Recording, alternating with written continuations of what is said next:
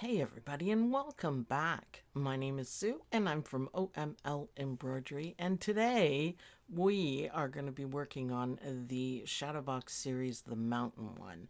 Now the first thing I'm doing is the applique for the sky. So we're going to start at the top and work our way down with the different color of appliques. Trim that all the way around. Now, the next one is going to be the sunshine or sunset or sundown. So you could do it in any color that you want. You could keep with your color scheme. I decided on mine. I'm doing grays, so shades of gray. And as you can see, I picked a really bright yellow for this one. I just thought it would look really good. Nice bright sunshine. I could have gone with a little bit of an orangey yellow, but I like this much better. So at normal applique, do the placement stitch, then put your fabric down, do the tack down stitch and trim it out. And then once we trim it, we go straight into the satin stitches for this one. Because it's the only bright color that I have on the whole thing. So it's just easier to get it out of the way and done. And then once that's done, so they're nice satin stitches. So once that's done, we're going to carry on with the rest of the applique. I like it going fast. I wish my machine went that fast. So lots of applique and lots of stitching.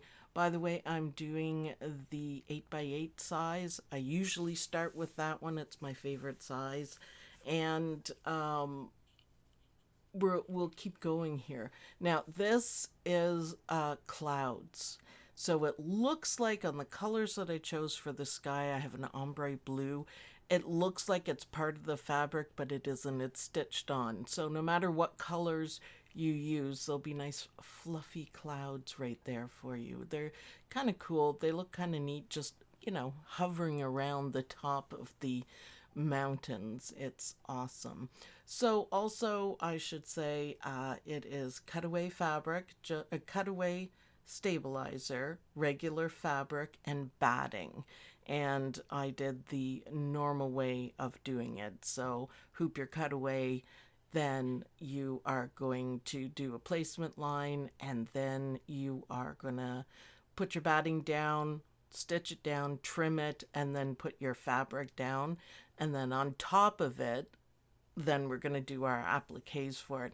Now, if your fabric is going to show through what I've got right there is the black swirlies, then you might want to trim out the inner circle. That's why I did a placement for it. Now remember, you can do other things with this. It's kind of cool. So you can do just an applique, or you can make it into a mug rug on the different size. So now we're going to go into number 2, or number 1, I guess, on the mountains. So we're starting with the lightest color and we're working our way down to the darkest, and that's how it's going to go. And for the stitching too, which is kind of cool. So there we go, stitch that, very nice, and trim it, and then we're going to go straight on to the next one. So a little bit of a shade darker. Now you can picture this in greens or all blues. I chose grays because I think it's a great look when you can do it that way. I love it. So just a little bit darker fabric. It looks really good though. I really like it. So the colors give you a sense of depth of it, and it looks really good. I really like it. So again, placement, and we are going to put our fabric down, tack down, and then carefully trim it out on all sides, all the way around. I'm not showing the trimming, but if you guys need, there's lots of videos on the trimming. So now this part is stitching, and it's a very light stitch, and you want to match your thread keeping going. So it needs to be just a little bit darker than the top fabric. It's the water by the mountains. So I did it in kind of a bluey gray, which is a little bit darker. and I think it looks pretty good. But it's a nice light stitch. It looks like hand stitching, and it just kind of, gives you the sense of waves. Now, at the last applique that I have going on here, I could have used maybe a grayish blue or a bluish gray because it is the water in this mountain scene. But I decided to keep with what I was doing, so the gray.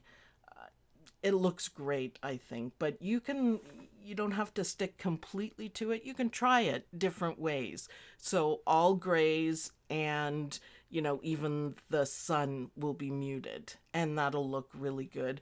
Or you can do the sun, the sky, and the water in a rich color of blue. So maybe a darker blue for the water at the bottom. I think that would look great.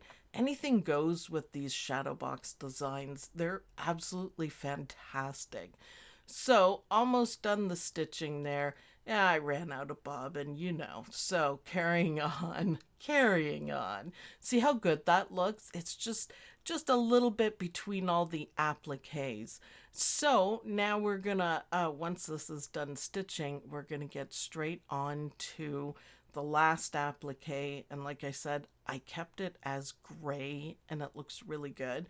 Also, after this applique, we're going to be stitching the trees and then the satin cover stitches. So it does look really good once you're done. So here we go for the last applique. The first step is, say it all together, placement. And it's not the full bottom. You can see there, follow your placement lines, but darker. So this should be the darkest fabric that you have, no matter what color scheme you're using, unless you're going to use blues or whatever, but still make it dark. So placement, put your fabric down, trim it, and now we're going to do the satin covering stitches. They're not all satin stitches, but the sun and the first set of mountains are, and make sure you have thread that matches or is close to, so light to darkest, even for the outside of the applique. It just keeps the look going. So I started off with a light gray. You can see that it doesn't match perfectly, but it's still lighter than what the rest of them are going to be. So it's awesome. It looks great. So those are nice satin stitches.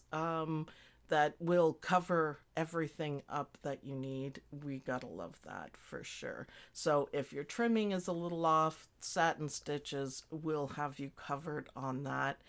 Change a thread, and this one is a little bit of a faster stitch. It's thinner, so it gives it a different look, but again, a couple of shades darker than the first one, and it looks fantastic.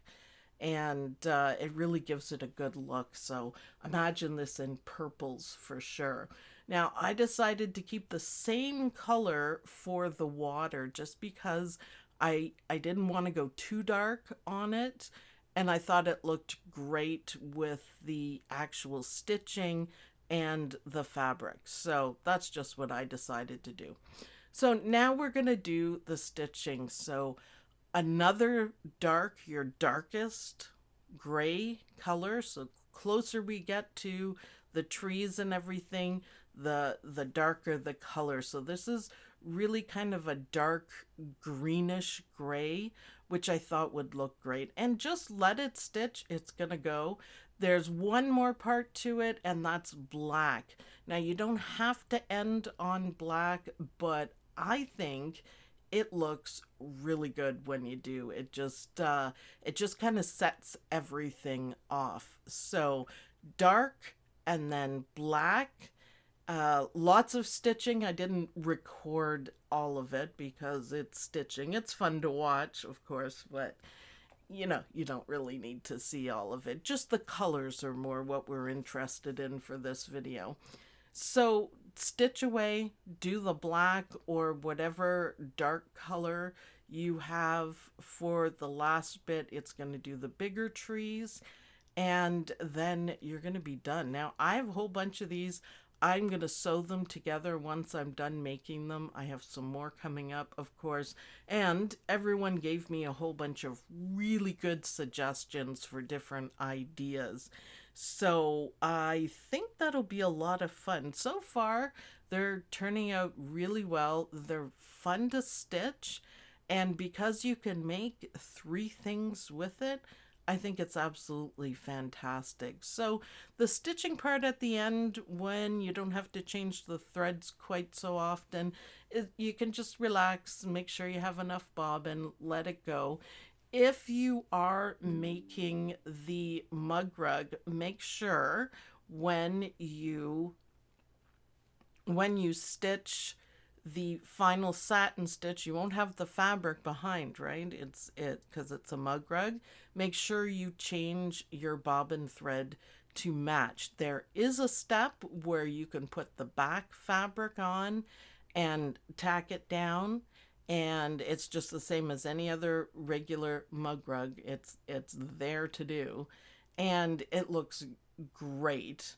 And then trim it, and then of course do the satin stitches with the matching little bit on there. Oh, Judy Quilt, I see a little piece of something there. Apologies, I didn't notice. And I just noticed too, I put another eyeball on my frame and it's gone again. So this frame really doesn't like two googly eyes. So once you're done stitching, you will have something amazing that looks like this. And I really like it. I definitely really like it. It's beautiful. And you could do a whole bunch of these in different colors. It's fantastic. So happy stitching. Thanks everyone for watching. And I'll see you guys in the next video. Bye everyone.